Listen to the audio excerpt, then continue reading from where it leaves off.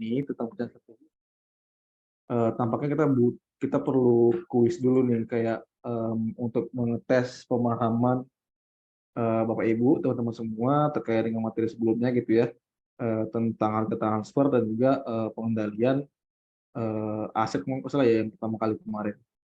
Nanti dikerjainnya saya pikir, 20 menit kali ya? Isinya sih ada 10 PG, pilihan ganda, sama 2 esai yang saya pikir esainya nggak perlu yang terlalu panjang lah. Bapak Ibu, teman-teman bisa ngejawab dengan bahasa sendiri gitu, apa yang dipahami gitu ya, nggak mesti plek dengan definisi yang ada di buku Bapak Ibu atau di slide yang pernah saya sampaikan gitu ya kepada penyelenggara gitu. Nah, nanti link kuisnya ini saya harap kan dikerjainnya melalui Google Form gitu ya. Nanti tinggal diisi doang tuh jawabannya satu-satu dan diketik itu di lab situ. Kira-kira bisa nggak ya 20 menit? Bisa ya. Saya harap sih bisa ya. Soalnya nggak ini kok, nggak banyak juga. Kalau gitu saya tadi ngasih link dulu ya. Jadi yang ngurangin waktu. Sebentar.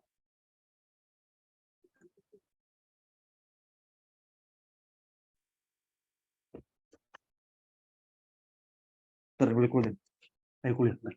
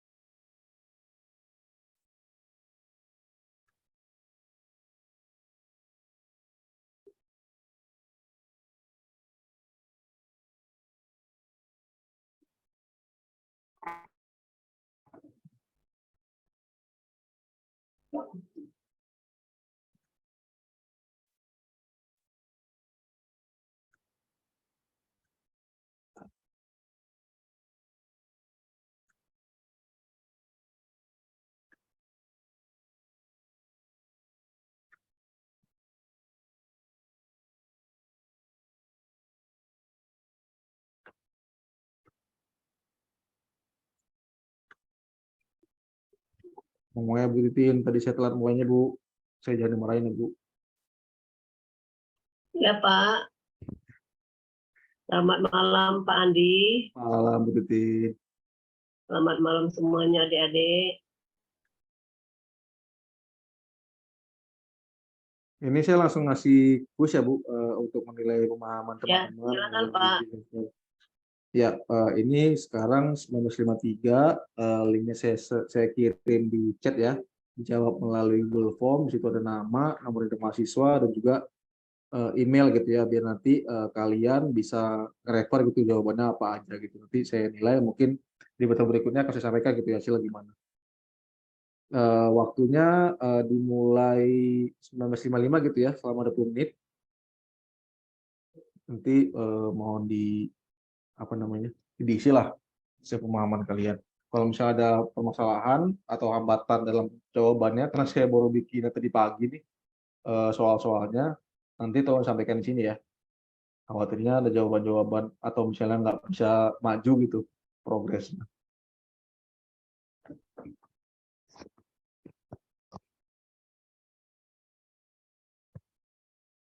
19.55 udah boleh mulai dikerjakan, Bapak Ibu, silakan.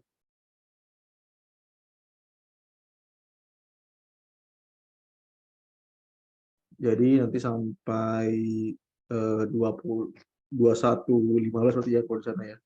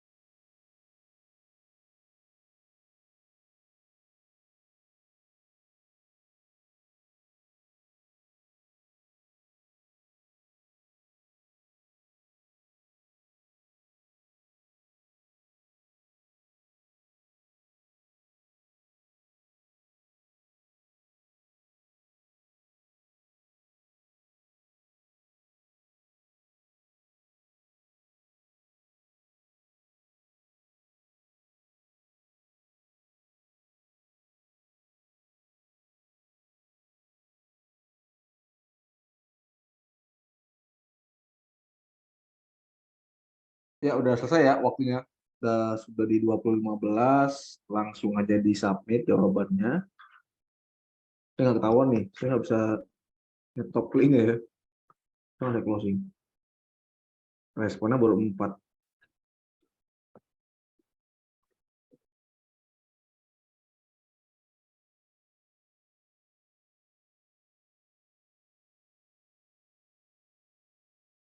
Yang nanti yang submitnya timestamp yang lebih dari 2015, saya kurangi poinnya nanti ya.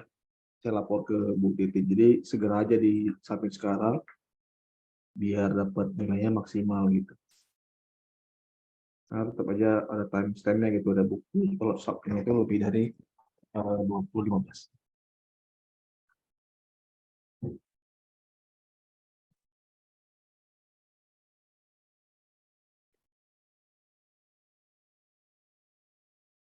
Oke, baik. Sebelum kita mulai kuliahnya, kita buka itu dulu deh, ke slide ya.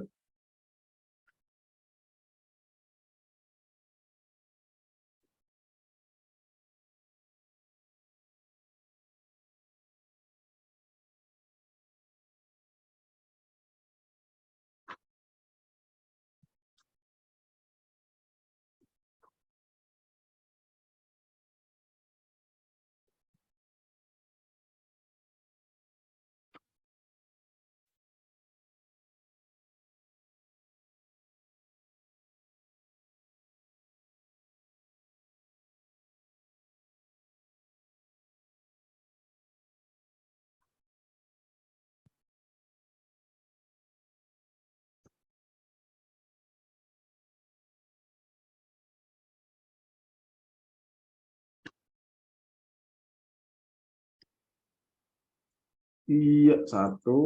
Ya ini, kado ulang tahun, mau dikadoin apa? Mau dikadoin kuliah, Pak. SPM.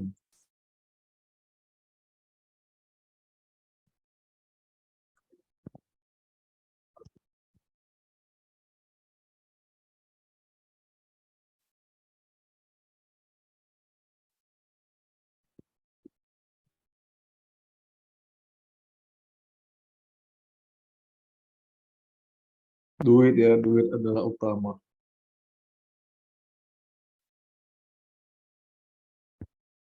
Umroh.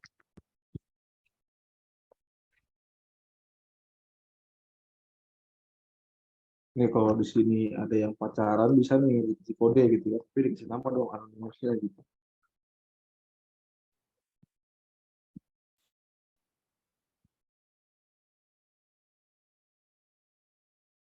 Ini kalau saya buat Slido di kuliah lain gitu, saya tuh suka mematikan karakter orang lain tuh. Nanti siapa yang nulis, terus komentarnya ini, Kinanti pengennya dikadoin ini, Mas Andi gitu misalnya, atau Mas Ego gitu ya. Tiket Coldplay. Oh ya, kalau dari Samarinda mungkin lebih dekat ke Malaysia kali ya kalau mau nonton Coldplay.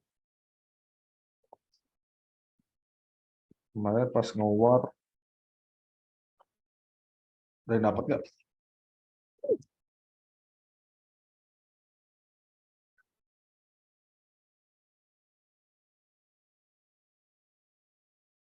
tiket umroh boleh, rumah wisata lainnya. Tanahnya berapa kilo? Berapa luas ya, berapa kilo? Civic tipe R nih. Oh, udah nih stop nih, cuma 8 orang doang.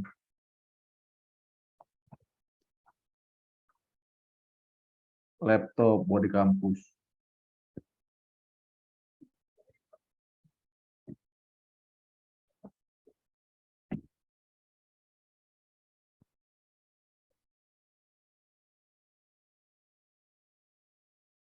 Emas. Emas tuh maksudnya mas-mas gitu ya. Cowok gitu maksudnya.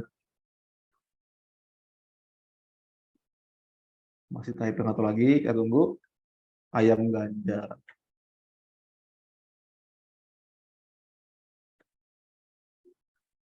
Emas. Lawannya emas apa? Mbak ya lawannya.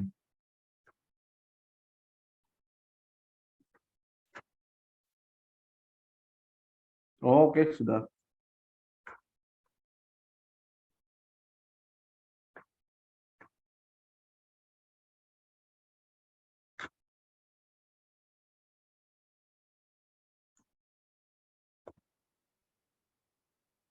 Mana nih slide-nya?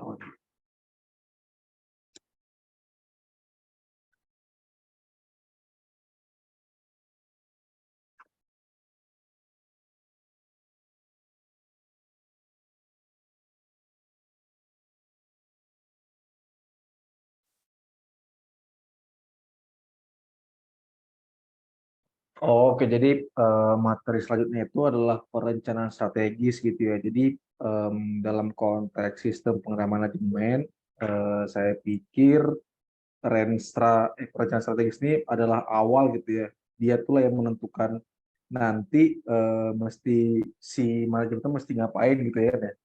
Jadi yang nentuin visi misi, kemudian strategisnya seperti apa, kemudian juga ditelurkan sampai dengan indikator kinerja tuh berawal dari perencanaan strategis ini gitu. Nah, untuk yang pengendalian lainnya seperti anggaran, kemudian evaluasi, sejatinya tuh memperlakukan tujuan dan juga semua indikatornya yang terdapat dari perencanaan strategis itu dibandingkan gitu ya dengan apa yang dilakukan oleh manajer-manajer gitu di dalam suatu perusahaan. Jadi perusahaan itu akan menetapkan gitu ya dari proses strategi ini tadi visi misi, strategi, kemudian IKU, baru diperbandingkan gitu ya dengan apa yang dilakukan oleh para manajernya gitu di dalam day to day operation-nya.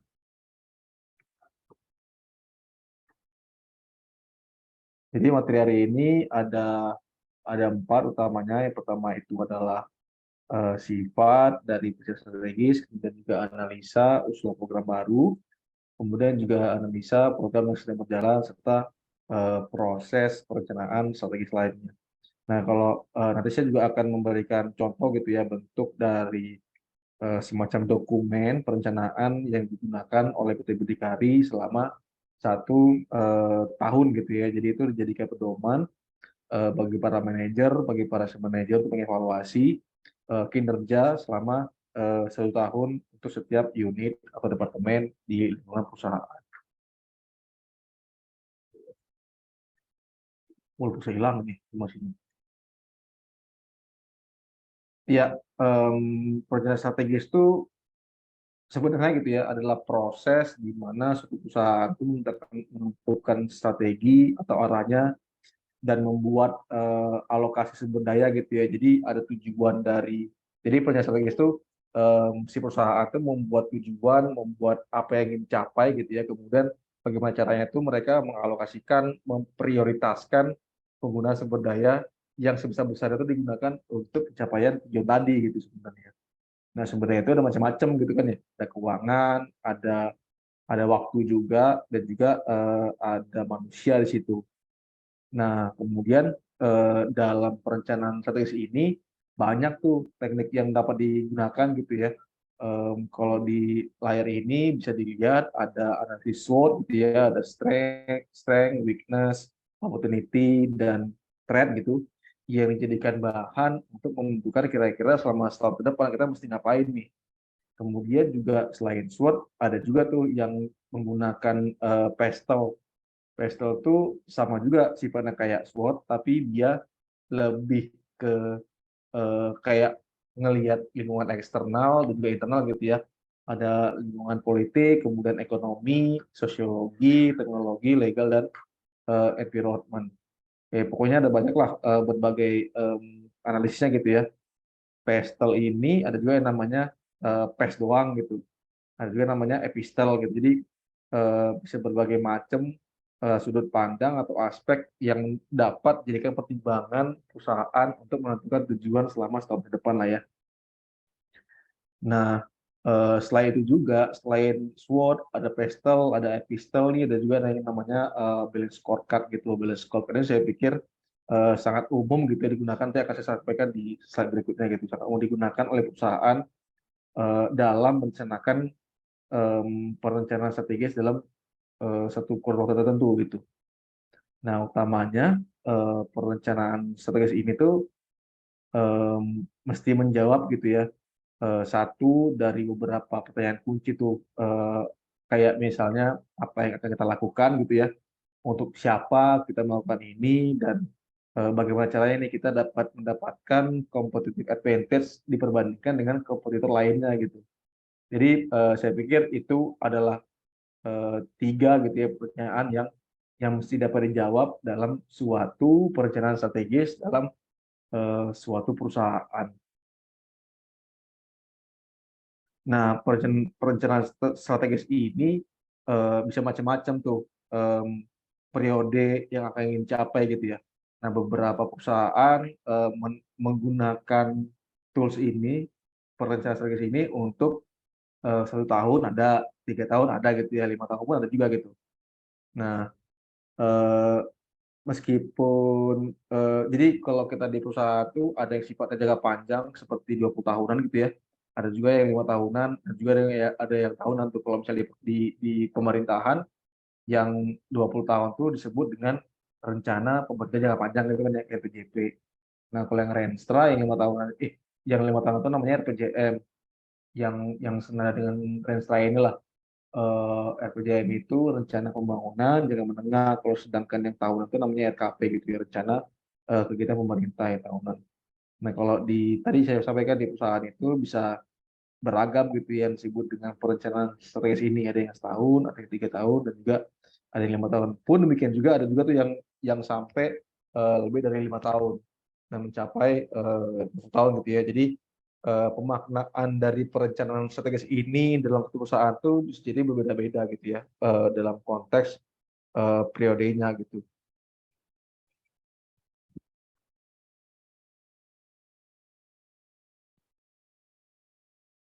Nah, di sisi lain eh, kita memandang gitu ya, kalau perencanaan strategis ini tuh dapat menjadi alatnya perusahaan gitu untuk merencanakan mau kemana nih kita ke depannya gitu ya secara efektif gitu. Nah, tapi belum tentu juga apa yang kita rencanakan dengan baik itu dengan berbagai metode yang kita terapkan eh, belum dapat juga gitu ya secara akurat memprediksi bagaimana pasar nantinya berkembang gitu ya, apa-apa aja masalah yang akan muncul gitu. Eh, Ya dari day to day-nya, kemudian month-to-month-nya sampai dengan di tahunannya.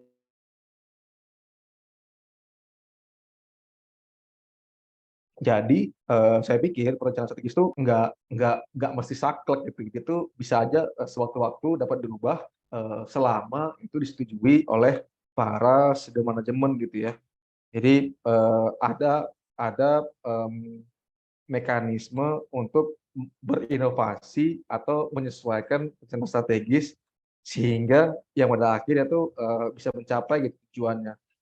Nah, mungkin yang perlu diatur itu apa-apa aja gitu ya perlu diubah, jangan sampai visi misi yang sifatnya itu gedean atau besar itu diubah juga gitu ya dalam suatu perencanaan strategis. Mungkin lebih ke level kinerjanya gitu ya atau pencapaian outputnya gitu yang dapat diubah di manajemen gitu.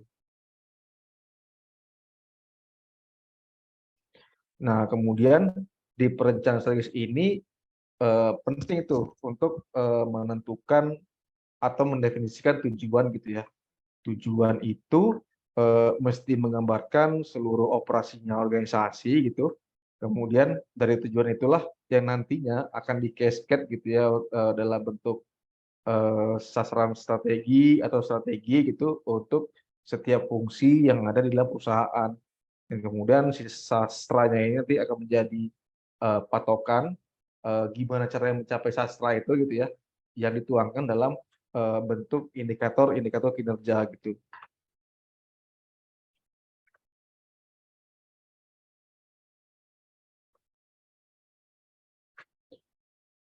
Nah, ini ada apa namanya, hmm,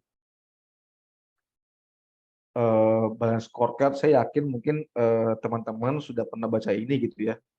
Apa tuh namanya, framework yang disebut dengan balance scorecard ini, yang intinya sih balance scorecard ini sebagai framework aja gitu ya, atau metode pengukuran hasil kerja atau menentukan mau ngapain gitu ya, yang digunakan oleh perusahaan untuk meningkatkan kinerja eksekutif sehingga perusahaan tuh lebih tahu gitu apa yang ingin dia capai, kemudian sejauh mana dia bergerak dan apa-apa aja nih yang dia sudah kembangkan selama satu kurun waktu tertentu. Nah, untuk BSC ini eh, yang ngembangin tuh mungkin pada tahu ya, udah pernah dengar ya, namanya tuh Robert Kaplan yang diterbitkan di tahun 92, udah lama gitu ya. Tapi metode ini saya pikir masih salah satu tools analisis yang masih relevan untuk digunakan sampai dengan sekarang lah pada intinya.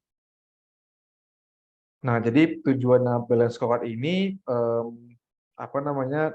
Dia tuh akan memberikan pandangan yang luas, yang komprehensif kepada para senior manager dan juga manajer gitu ya, dengan melengkapi berbagai komponen yang dibutuhkan lah pada intinya. Nah, di sini ada yang sifatnya finansial, kemudian juga ada kepuasan pelanggan gitu, kemudian inovasi produk dan seterusnya gitu. Nah, BSC ini sih biasanya digunakan gitu ya sebagai alat ukurnya perusahaan gitu ya, dalam menilai kesesuaiannya dengan visi misinya gitu. Jadi penggunaannya si BSC ini atau balance scorecard ini sebagai alat untuk mengukur gitu ya, dari 4 komponen ini kira-kira akan dibawa kemana nih sesuai dengan visi misi yang udah ditetapkan oleh perusahaan gitu.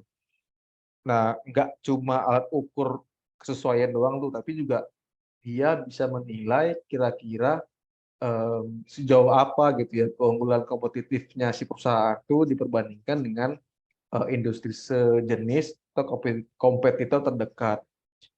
Ada juga sebagai panduannya si perencananya si perusahaan gitu ya. Biasanya tuh kalau di perusahaan ada tuh fungsi unit yang dia tuh emang tugasnya untuk merencanakan perusahaannya gitu ya. Kalau di Berdikari itu namanya Korsra, Corporate Strategi itu nama divisinya atau grupnya. Nah, selain dia itu tadi alat ukur gitu ya, alat untuk mengembangkan apa yang ingin dilaksanakan dalam satu periode tertentu, dia juga salah satu tools gitu ya, alat analisis yang dapat menilai efektivitas strategi yang udah digunakan lah gitu pada intinya. Sampai dengan si BC ini dapat digunakan sebagai alat komunikasi informasi dan juga sistem analisis dari learning manajemen si perusahaan lah pada intinya. Karena mereka BSC ini ada 4 gitu ya komponennya. Yang pertama tadi ngomongin keuangan, jadi dia bisa mengukur keuangan juga. Ya kalau uang tuh perspektif yang paling umum lah ya. Kalau perusahaan kan secara umum untuk yang em, bukan yang publik itu private kan memang lebih ke mencari profit gitu ya, sehingga perspektif keuangan itu saya pikir sangat relevan gitu dan wajib dijadikan target di dalam suatu perusahaan.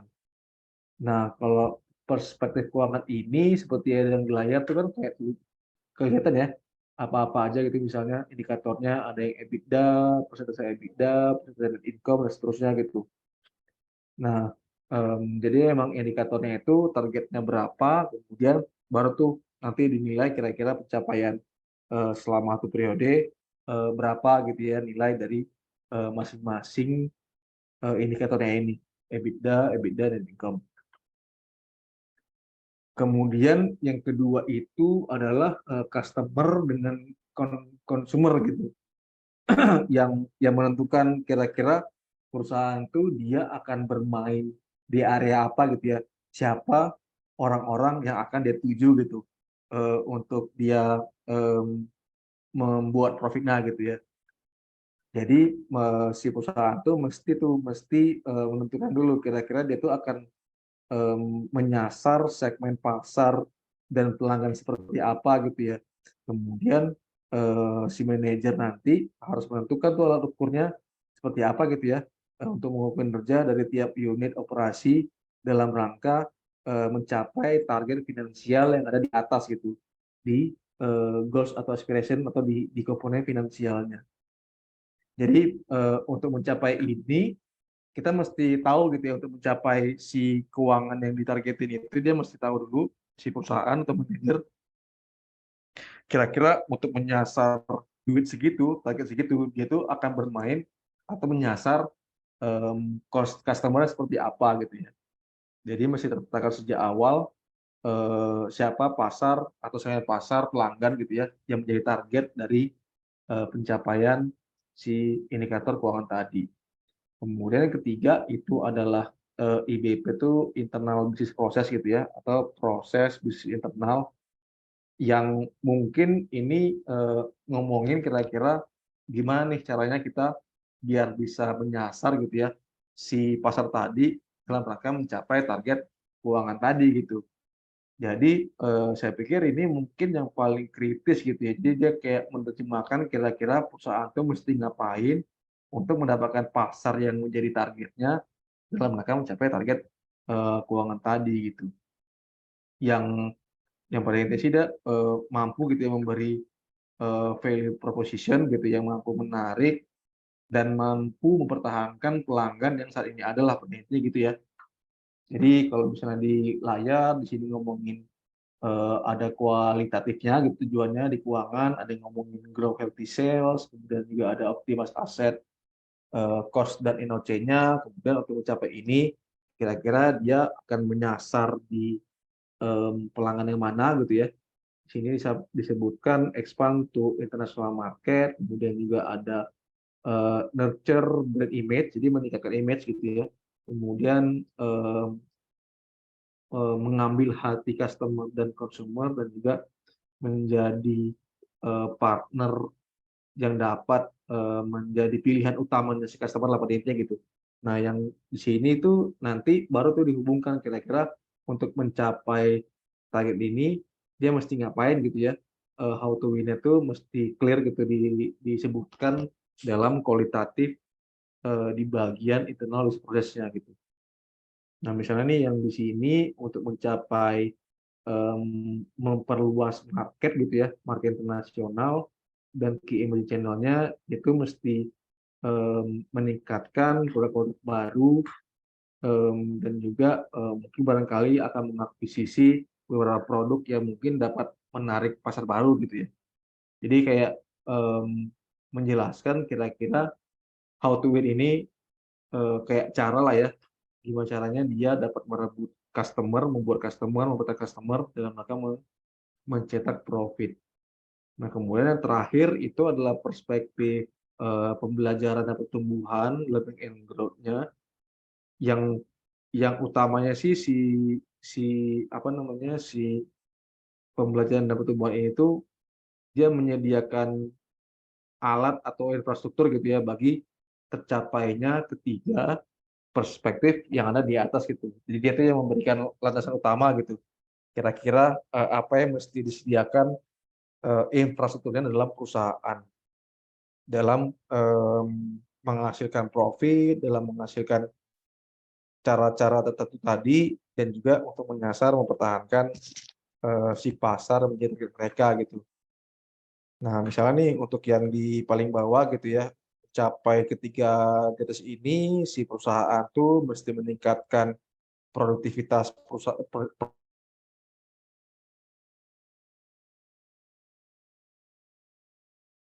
duta dari perusahaannya, kemudian juga meningkatkan mencapai ya, mencapai target-target kinerja yang tinggi dan juga mengembangkan budaya-budaya yang fokus kepada customer gitu, jadi fokus pada pelayanan. Kemudian ada juga ngomongin IT-nya gitu ya, menjadi position IT as solution provider. Jadi kayak IT itu mesti menjadi pemberi solusi gitu dan pembangun atau pengembang pengetahuan sebagai aset. Yang terakhir, mengimplementasikan IRM yang terintegrasi. IRM ini adalah Enterprise Risk Management gitu ya. Jadi dengan mengembangkan infrastruktur yang ada di bawah ini, dan juga dengan berbagai target-target dan indikator-indikator kerjanya itu akan mendukung sebesar-besarnya ketiga komponen yang ada di atas gitu ya. Nah, ini adalah balance scorecard yang saya pikir masih sangat relevan dan mungkin sampai saat ini tuh belum ada yang bisa menggantikan metodenya si BSC inilah ya, yang menghubungkan antara ketiga komponen yang saya pikir menjadi komponen atau variabel yang mempengaruhi kinerja perusahaan secara keseluruhan gitu ya. Ada finansial, kemudian juga fokus customer-nya seperti apa, bisnis prosesnya, dan juga infrastruktur seperti apa untuk mengembangkan ketiga komponen yang ada di atasnya. Oke, saya coba buka itu kali ya, RKAP-nya berdikari.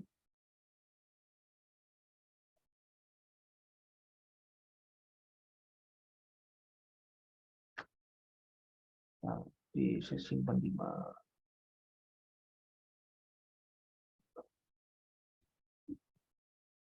Saya share yang ini ya, yang di tahun 2022 ada RKAP dan RCPP. Nah, kita tuh punya gitu ya. Jadi perencanaan strategis itu kan nggak cuma satu tadi saya sampaikan ya, ada yang 3 tahun, ada yang 5 tahun, ada yang 20 tahun gitu. Nah, kalau di Berdikari itu yang disebut rencana jangka panjang itu adalah 5 tahun gitu ya. Jadi RJPP ini kalau di pemerintahan tuh mungkin setara dengan Renstra atau rencana pembangunan jangka menengah lah gitu.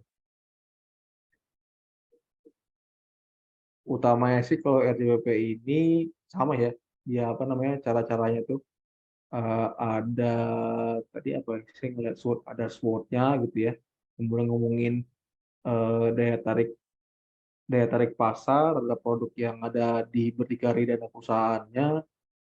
Jadi intinya dia tetap menggunakan berbagai metode lah untuk membuat perencanaan jangka panjang atau 5 tahunan gitu. Ada analisis SWOT-nya, kemudian memperhatikan kondisi internal SWOT, kemudian juga posisinya perusahaan di pasar gitu ya. Kemudian juga ada asumsi-asumsi tertentu yang saya sampaikan di awal bahwa memang meskipun perencanaan itu menggunakan berbagai metode gitu ya, yang canggih-canggih, tetap aja tuh belum tentu nanti realisasinya itu bakal akurat sesuai dengan apa yang kita inginkan gitu kan ya, karena masih banyak berbagai komponen lain yang dapat mempengaruhi mencapai tujuan tadi kan ya. Misalnya ada pergeseran pasar, pergeseran lifestyle, dan seterusnya. Nah, itu tuh yang mesti dibikin asumsinya di dalam merencanakan strategi gitu. Jadi kita akan membuat si A dengan asumsi bahwa pasar tuh atau pengembangan teknologi tertentu tuh nggak berubah gitu misalnya. Nah, asumsi itu yang mesti dibikin atau didisclose di dalam sebuah perencanaan strategi. Kemudian ada strategi dan kebijakan, ngomongin tujuannya apa, sasaran, sampai dengan kira-kira mau mau ngapain nih kita ke depan gitu ya. Pengembangan usaha, peluang bisnisnya seperti apa, sistem klasterisasi, kemudian pengembangan industri sapi potong dan seterusnya. Jadi kayak ngomongin dalam waktu 5 tahun ke depan tuh kita akan mau ngapain aja gitu. Terus digambarkan juga proyeksi keuangannya dan risiko nih.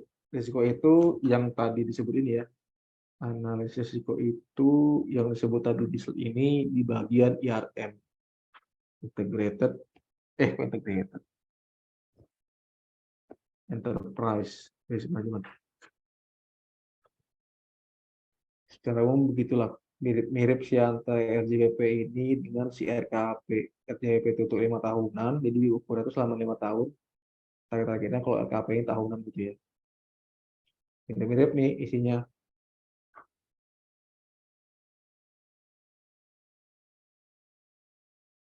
Ini misalnya analisis eksternal dan internal dengan SWOT gitu ya.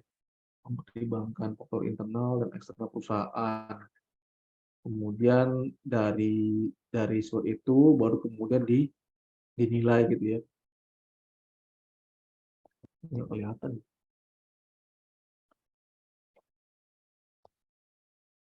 Terus dengan mempertimbangkan hasil SWOT tadi, baru tuh ditentukan gitu ya kira-kira apa-apa aja inisiatif strategis yang dapat dilakukan oleh PT Berdikari dalam tahun berjalan. Kan karena mencakup semua anak usaha, jadi dia berulang.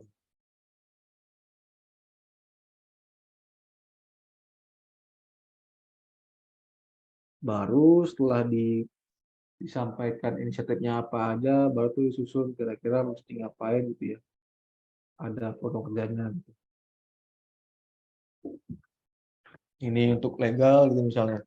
Kemudian semua divisi ada sih. Public relation, general affair, procurement, sampai SPI, ACD. Nah, nanti targetnya ini nih yang akan dipantau secara berkala gitu ya. Teks, nah ini di SPI, pemantauan.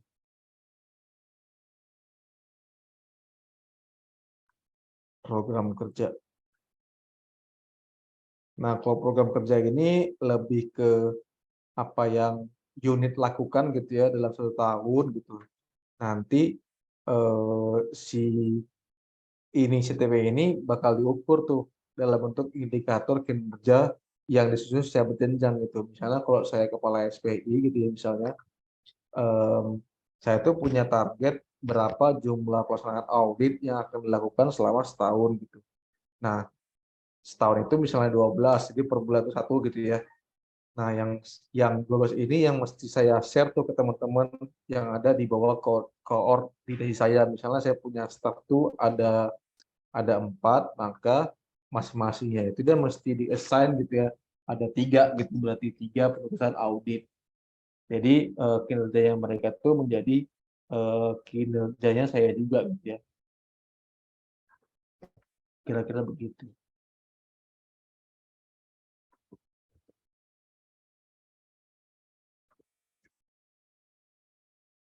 Nah, lanjut secara umum manfaatnya ada 4 inilah tuh Bapak Ibu, teman-teman semua dalam merencanakan strategi gitu ya. Yang pertama menjadi sebuah framework dalam mengembangkan anggaran. Jadi yang tadi kita susun dalam RKAP itu nanti menjadi pertimbangannya para senior manajemen gitu untuk mengalokasikan sumber daya gitu kan ya.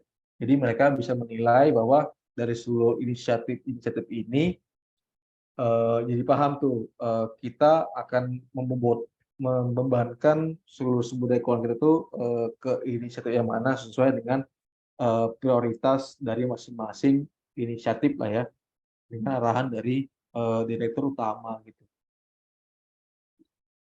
Jadi nanti bisa juga untuk menjalankan operasi yang efektif, jadi mungkin saja gitu ya program beberapa yang mungkin mirip-mirip yang bisa berjalan beriringan, berjalan berbarengan itu digabung gitu ya, sehingga mungkin nanti anggaran itu dapat dikeluarkan secara efisien dan efektif.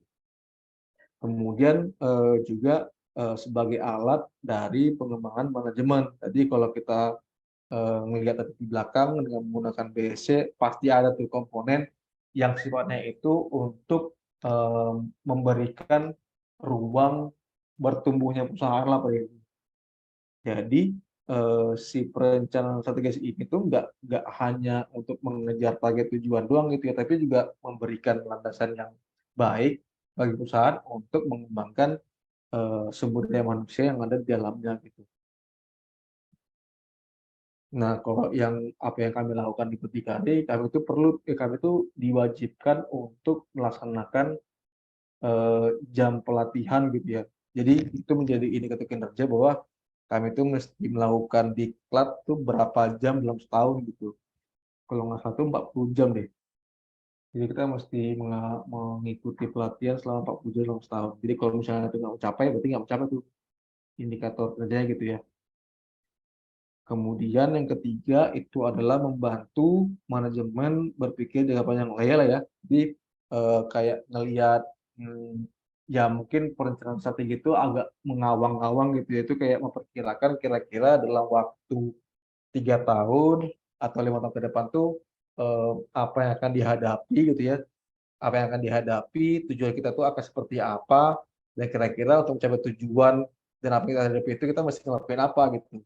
Dan kita mesti mengalokasikan segala sumber dayanya sesuai dengan apa yang kita prediksi di masa depan. Jadi emang perencanaan strategis itu penting lah ya untuk dilakukan oleh perusahaan gitu.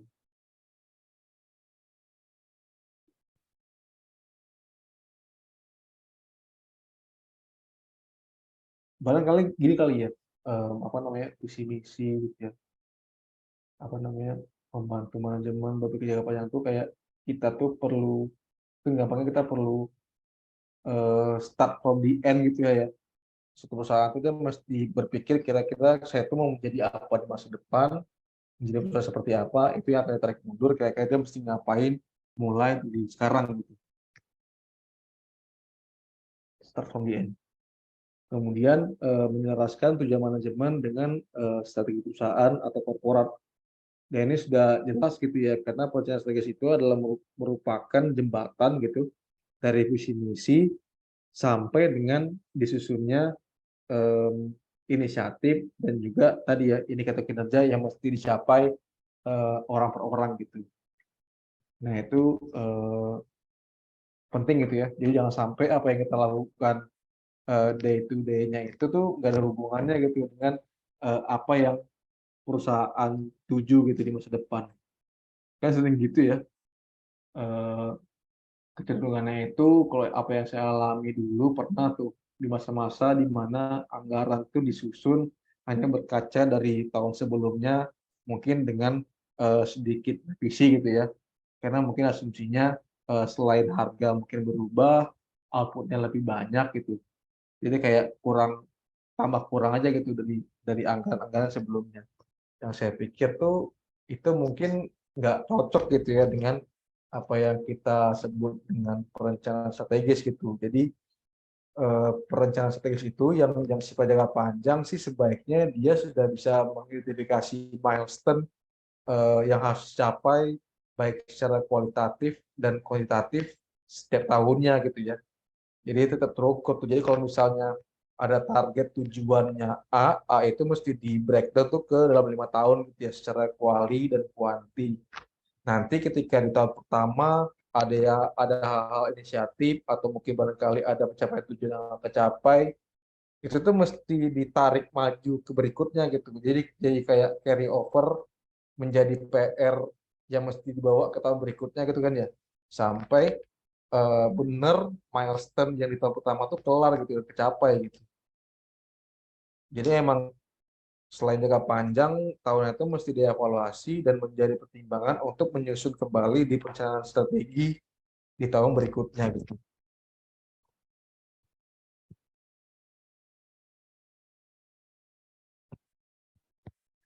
Nah, selanjutnya, nah ini menganalisis usulan program baru, menganalisa. Nggak ada ya kata analisa ya, ada analisis. Ya, ini sih secara umum untuk menganalisis suatu usulan program baru itu banyak lah. Saya pikir banyak tuh yang bisa menjadi pertimbangan gitu ya. Program baru tuh nggak hanya yang sifatnya dengan investasi, tapi juga tadi dapat berupa inisiatif-inisiatif baru yang mungkin dapat membantu percepatan pencapaian tujuannya si perusahaan gitu. Kalau yang nilainya kan lebih ke investasi kan ya, ngomongin net present value, kemudian juga internal rate return dan juga payback period gitu. Jadi ini eh, lebih ke investasi lah pada intinya.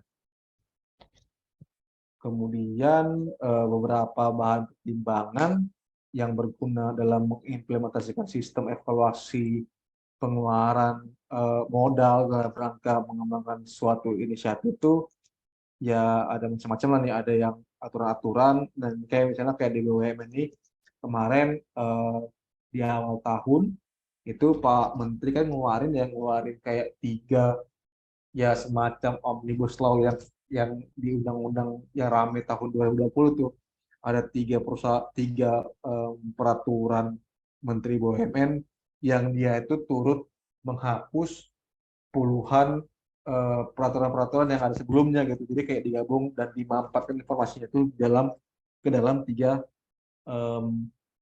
peraturan itu gitu.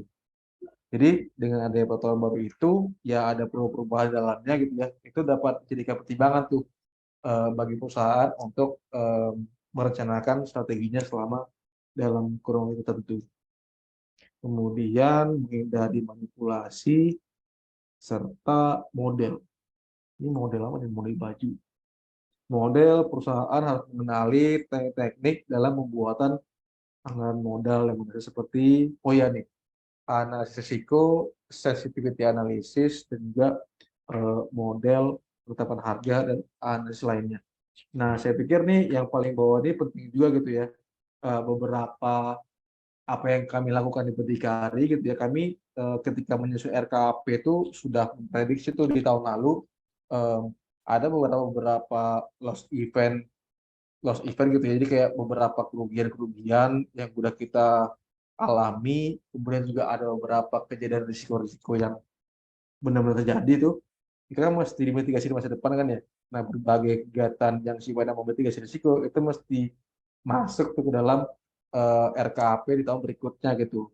Jadi kita memastikan bahwa risiko yang terjadi di tahun lalu itu nggak bakal terjadi lagi di masa depan gitu ya. Jadi bentuk pengendalian manajemen juga gitu pada akhirnya. Kemudian juga sensitivity analysis ini lebih ke apa ya, kayak menentukan seberapa komposisi yang tepat gitu untuk mencapai tujuan yang diharapkan. Nah, sensitivity-nya itu yang menentukan tuh kira-kira kebutuhan sumber daya keuangannya berapa, sumber daya manusia, uang gitu ya, sampai ketemu tuh komposisi yang paling tepat untuk mencapai tujuannya. Dan seberapa sensitif dia si pergerakan ini dalam mempengaruhi pencapaian tujuan tadi gitu ya. Jadi nggak hanya menentukan komposisinya seperti apa, tapi juga seberapa gede, seberapa besar dampaknya perubahan dari komposisi ini terhadap pencapaian tujuan. Misalnya nih, kan kalau ngomongin karyawan di perusahaan itu kan pasti ada aja kan ya yang keluar masuk gitu. Itu kan kita pertimbangkan sebagai sumber daya gitu kan ya untuk mencapai tujuan perusahaan. Nah, dari analisis sensitivitas ini itu memungkinkan gitu dengan adanya pergerakan turnover karyawan ini seberapa besar yang dapat kita tolerir turnovernya ini dapat berdampak dalam ketidak tercapainya tujuan perusahaan gitu. Sensitivity analysis ini mungkin saya nggak tahu deh kalau dia di Fakultas Ekonomi itu ada apa enggak gitu ya. Dulu saya penuh ini itu di pas S2 tuh dulu. Jadi pas zaman karena saya kuliahnya itu lebih ke kayak teknik industri, jadi saya ngira sensitivity analysis itu lebih ke teknik industri atau yang sifatnya manajemen operasi gitu ya.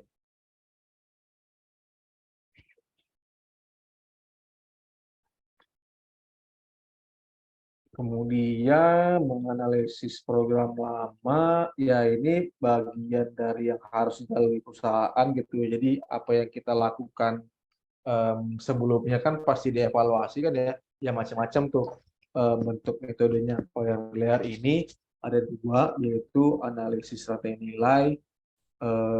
Jadi kayak melakukan analisis gitu ya di 3 bidang, yaitu hubungan dengan pemasok, hubungan dengan pelanggan, dan hubungan dalam internal value chain yang ada di perusahaan.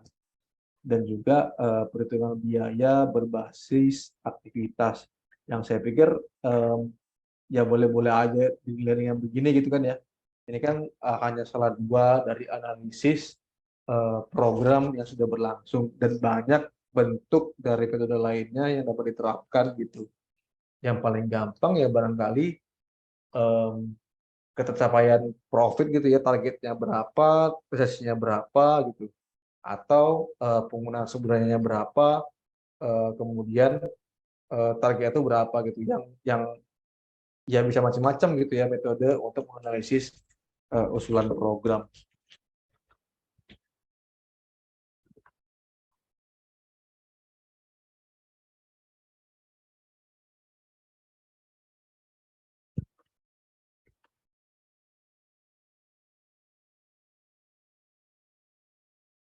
Oh iya ini.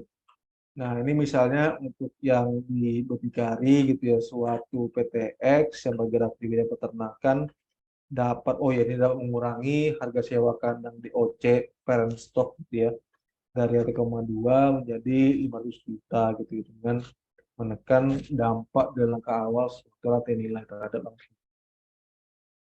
Dan ini pada intinya em, dalam satu komponen sewa kandang itu kan bisa aja kita hanya nyewa kandang doang, bisa juga menyewa kandang dan juga orang-orangnya gitu.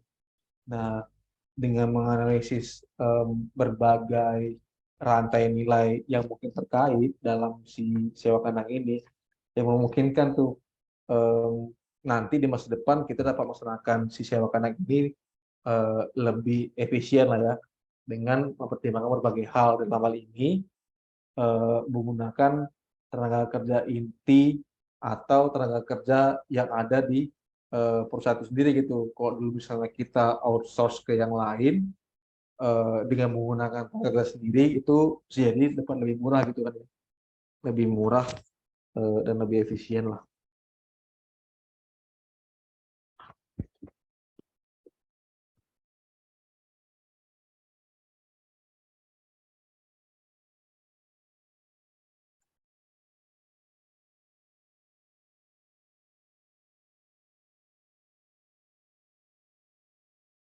Ini sama tadi ya yang saya sampaikan di tadi daftar isinya RKAP-nya berdikari tadi.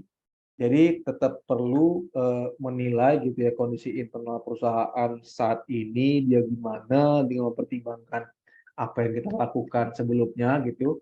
Kemudian baru tuh menyusun asumsi-asumsi asumsi-asumsi eh, jadi mesti ada asumsi. Jadi kita mesti memprediksi gitu ya kondisi-kondisi apa aja yang akan kita hadapi gitu. Dengan asumsi lifestyle tidak berubah dan seterusnya. Kemudian mungkin asumsi harga tuh tidak akan meningkat gitu kan ya.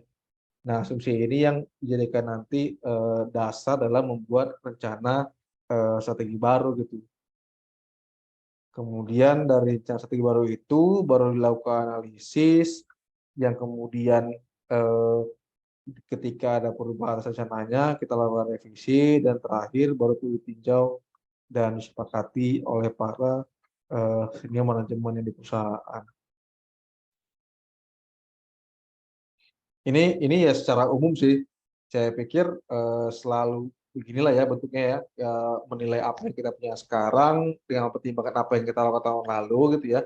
Kita mengasumsikan apa yang kita hadapi di masa depan, macam-macam tuh komponennya, kemudian baru kita nilai tuh. Jadi kayak apa yang kita punya sekarang, apa yang kita tuju itu mesti apa kondisinya gitu ya. Yang gap ini nih yang kita em, itu namanya kita manfaatkan untuk membangun atau mengembangkan suatu rencana baru gitu kan ya.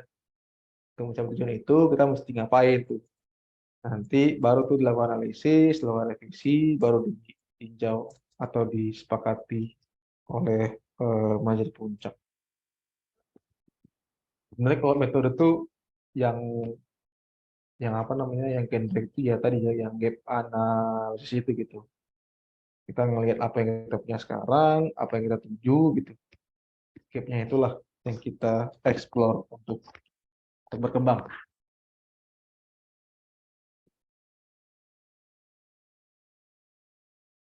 Kemudian sudah ditetapkan, baru dievaluasi secara berkala. Ketika mungkin barangkali asumsinya berubah, disesuaikan gitu ya perencanaannya.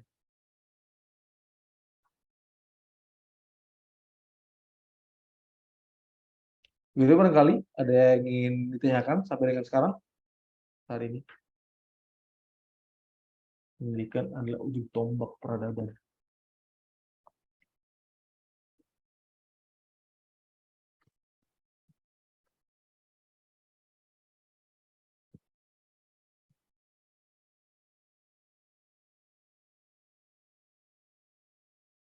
Mas Bamba ada yang ditanyakan barangkali terkait dengan perencanaan strategis.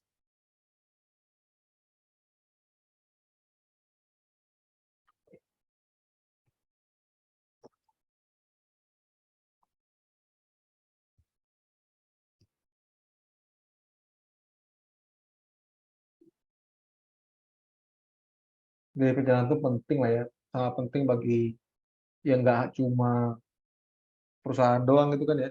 Kalian pun sebagai mahasiswa kan pasti sudah merencanakan tuh, kalian pengen jadi apa di masa depan, dan ada gap yang mesti kalian explore, itu yang mesti kalian lakukan gitu kan ya. Misalnya pengen mencapai IP 4, sekarang saya IP-nya masih 3 nih IPK-nya. Cara seperti apa kan, banyak cara gitu ya, belajar lebih rajin, ngambil semester pendek, dan seterusnya.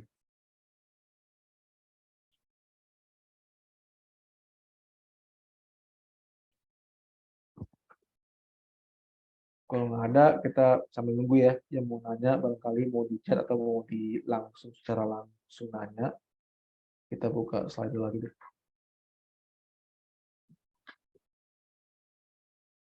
Ini yang kedua, tuh, jika kalian punya kesempatan untuk minjem mesin waktunya Doraemon, mau ke masa depan atau masa lalu.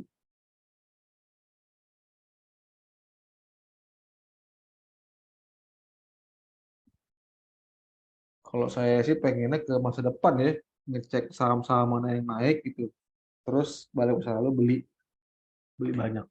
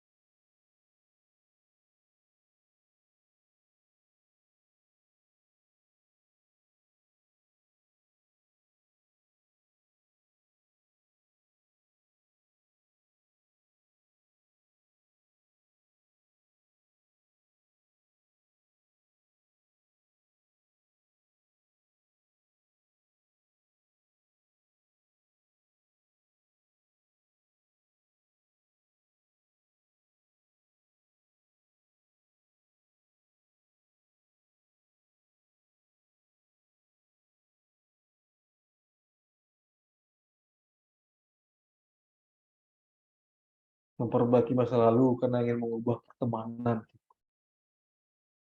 Kayaknya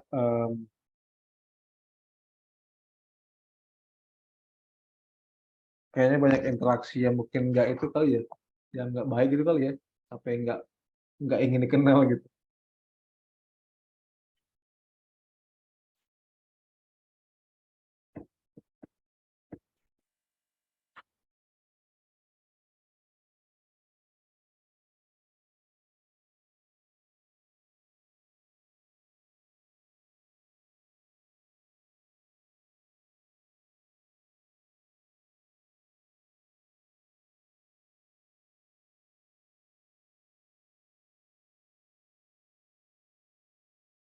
Masa lalu pengen ketemu sepupu sayangan, pengen jalan takdir.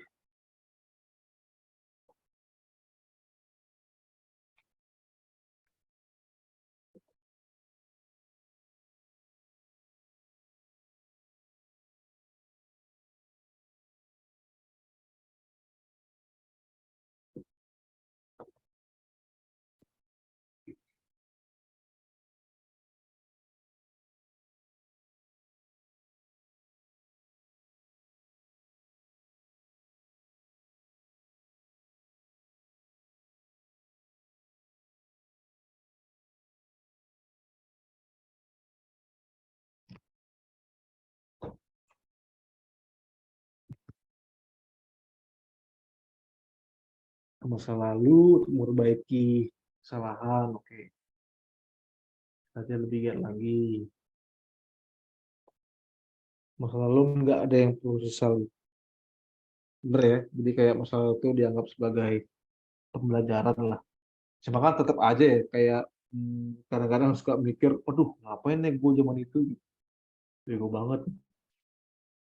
Ya, mungkin kadang-kadang overthinking gitu ya, kayak bikin skenario sendiri di kepala gitu. Coba dulu nggak begini, coba dulu nggak begini.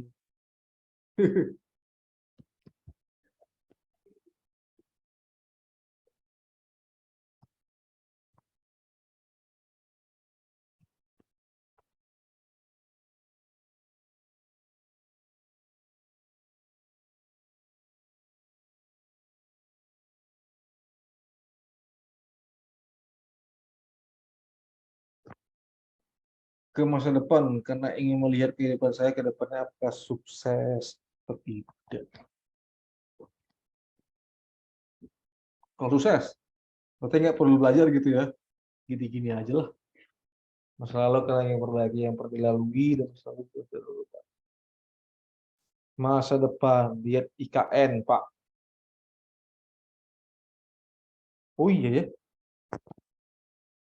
kan kalian di sana ya, di Kaltim ya. Lebih dekat dengan IKN. Masa depan, mau lihat jodoh.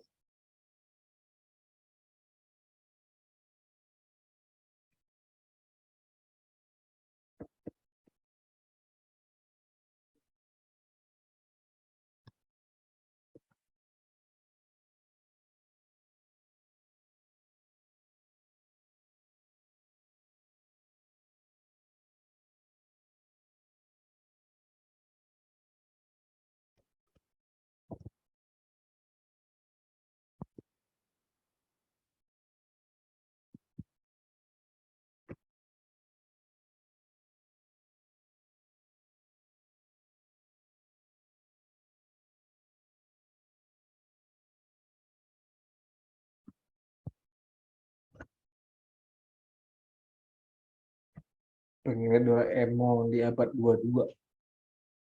Kalau di abad 22 itu berarti tahun 2100-an berarti ya. Di abad 22. Sejarah di ada Doraemon.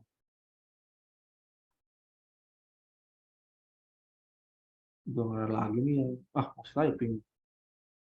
Masa lalu mau lihat zaman para nabi.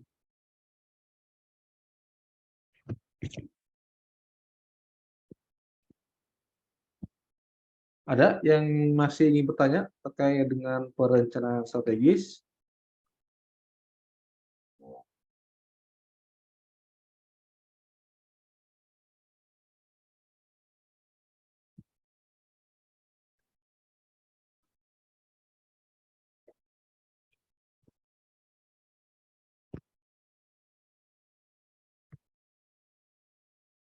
Udah nggak ada.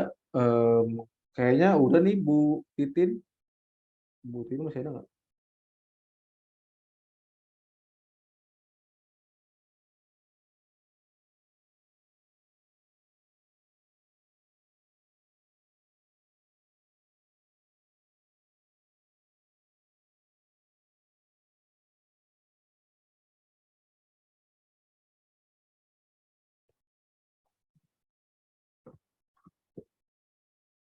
Nggak ada. Oh, ini Bu Titin. Bu Titin, udah nih Bu, tampaknya Bu, teman-teman. Udah selesai kuliahnya.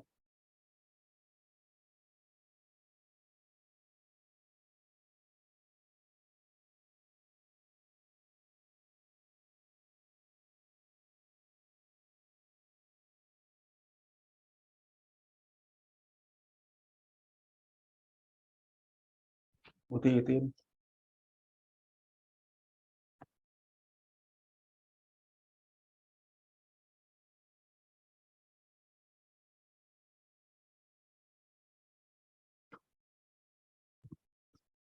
Ya udahlah, mungkin Bu Titin lagi nggak di depan laptop kali ya, di depan HP. Saya kira cukup untuk hari ini hasil dari kuisnya. saya sampaikan ke Bu Ririn berarti ya di minggu depan gitu listnya seperti apa kira-kira nilai-nilainya. Oke, baik. Terima kasih atas kehadiran dan partisipasinya serta dapat bertahan gitu ya sampai dengan jam hampir setengah 11 nih di sana gitu. Em, saya terima kasih lagi. Semoga teman-teman dalam kondisi selalu sehat gitu ya dan bahagia. Saya akhiri ya. Assalamualaikum warahmatullahi wabarakatuh. Waalaikumsalam warahmatullahi wabarakatuh. Terima kasih, Pak. Terima kasih, Mbak Sidar. Terima kasih, Pak.